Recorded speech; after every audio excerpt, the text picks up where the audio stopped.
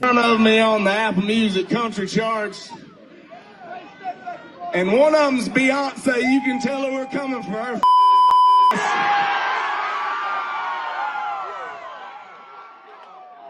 That shit ain't country music, and it ain't ever been country music, and it ain't gonna be country music. We're ready. We're prepared. Do not give in to fear. We are fearless. This is not the time to be afraid. This is a time to stand up and fight back and to resist any temptation for them to divide us. We're in this together. The rule of law is on our side. We will not give in, not give up. We will not capitulate. We will not bow. We will not bend. We will survive.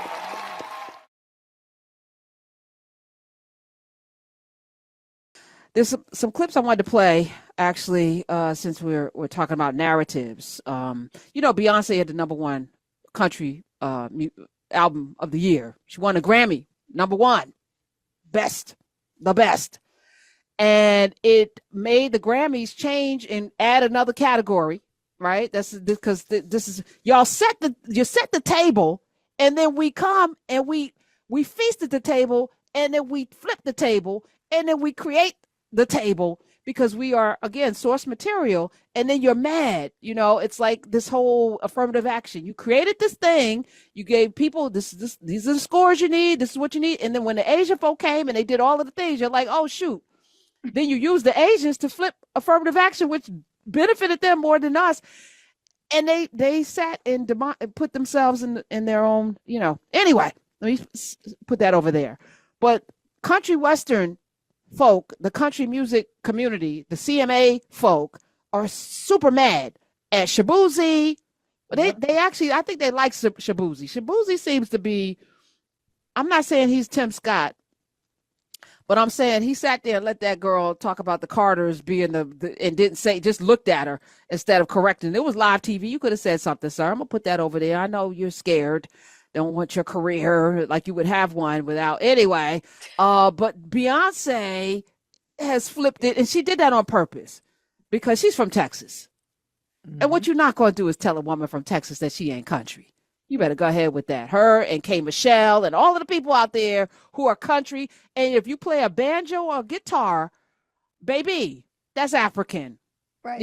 And those stories come straight out of the plantation, the fields. Okay, all of them stories of the blues that got spun into country Western. So there's a guy named Gavin Adcock.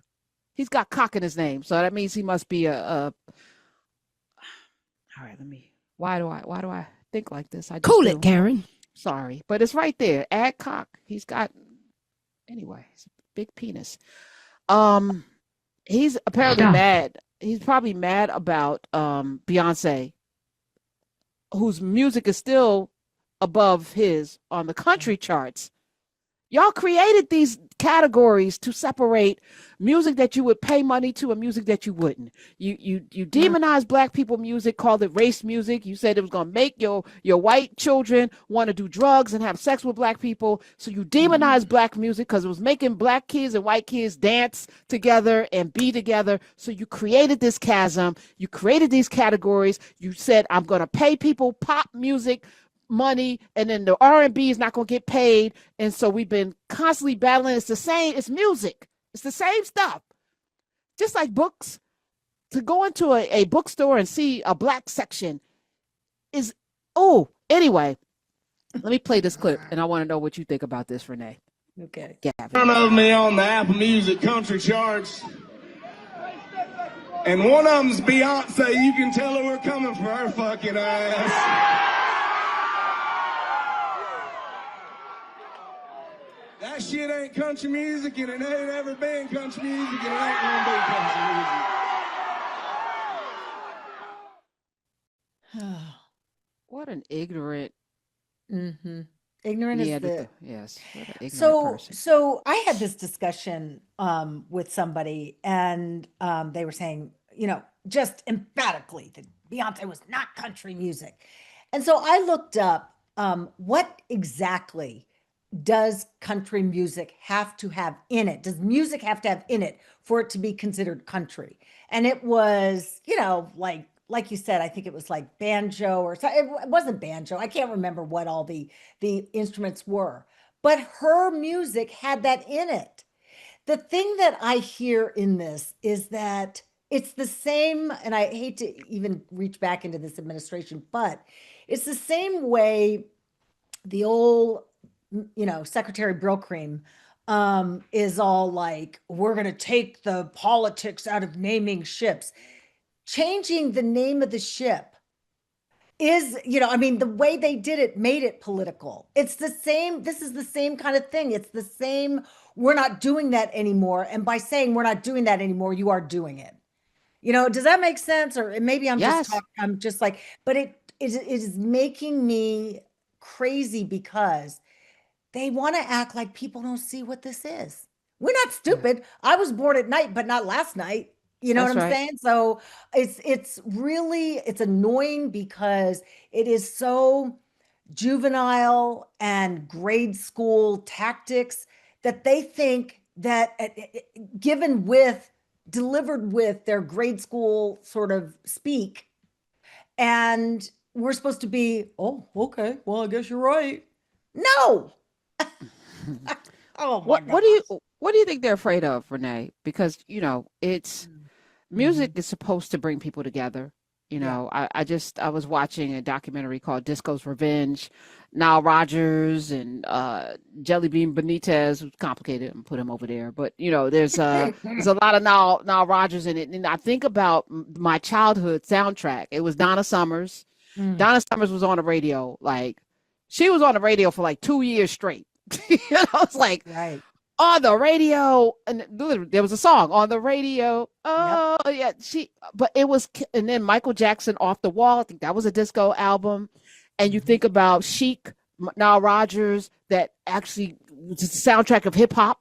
Many ways, the first rap song came from a Chic song, like, and disco Mm. left because people were dancing together and enjoying one another and doing the hustle, and it was beautiful. And it was like some angry white men killed disco and demonized disco and made it something gay, whatever. My little self, Right. I would be getting ready in my parents' room for school, and Donna Summers would be on, talk about bad girl, toot toot, Yeah. beep beep, and it was, I'm 8, 9, 10, or whatever. I'm loving the songs, and groove, your boogie nights. I mean, Oh, it's just like yeah. so many songs, and it was joyful.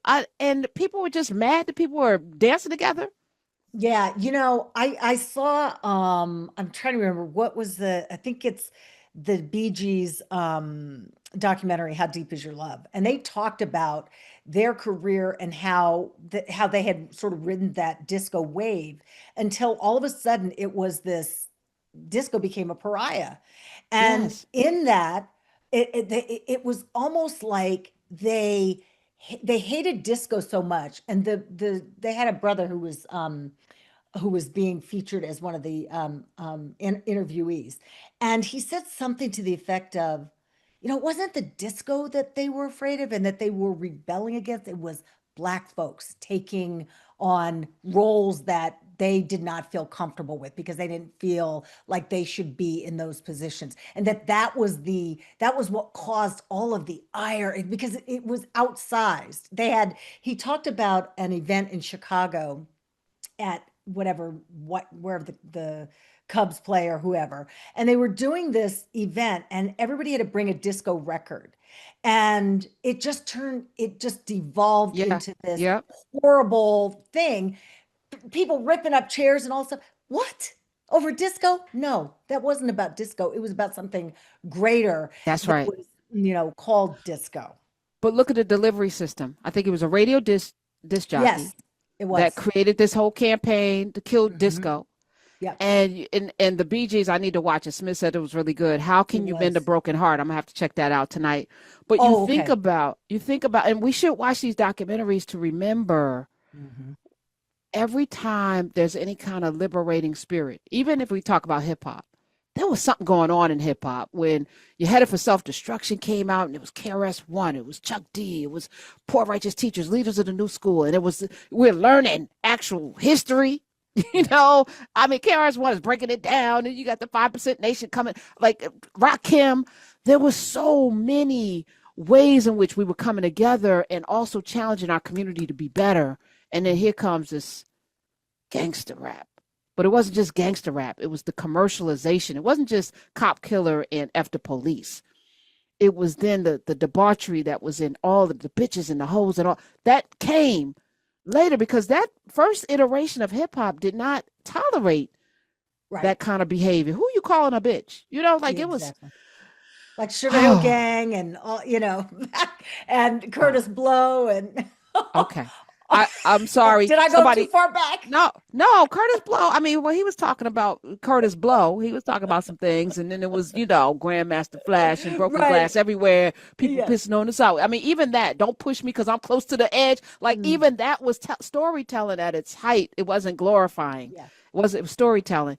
It's Donna Summer. There's no S on Summers. I apologize. I will misspeak on these airwaves and be corrected. Donna Summers, to me, she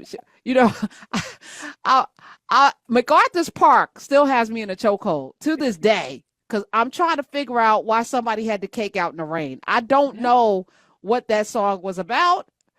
I just didn't understand it, but I was singing my heart out. Donna Summer. Okay. All right. I watched her documentary. But Karen, you said, what are they angry about or what are they upset about? I think genuine joy really pisses some people off. That genuine joy that just your soul is singing for no other reason than, I'm out here running around. I got bills and all that other crap, but you know what? I'm a melanated, healthy, beautiful Black woman with hair that is growing like crazy. And I'm just so happy and pleased with myself, not for any other reason other than I took the time to get smart and to tackle things that I felt like were important to my mental health and trying to live the best life that I can live. And I think that is when I look at, again, back to like, when I look at people who are so angry about pride, the people out here celebrating pride. And I'm like, if they're not bothering you, why steal their joy? Why they're walking around with they look like curmudgeons and for no reason other than people over here having a good time. So I think genuine joy pisses people off. If you ever been stuck in traffic in New York and didn't realize it was a pride parade, you might be a little pissed off. That has happened to me. And I get that. Trying to get home. And I get that, but you're not like trying to denigrate somebody's whole lifestyle because I'm not. Yeah. I'm just being cheeky right now. But okay, apparently I am officially Black because I put an S on everything. So it's MacArthur Park. It's not MacArthur's Park. So it doesn't belong to MacArthur? I've been saying it wrong the whole time. And why is the cake in the rain? Can somebody explain to me who left it out and why was it in the rain? We're ready. We're prepared. Do not give in to fear. We are fearless. This is not the time to be afraid. This is a time to stand up and fight back and to resist any temptation for them to divide us. We're in this together. The rule of law is on our side. We will not give in, not give up. We will not capitulate. We will not bow. We will not bend. We will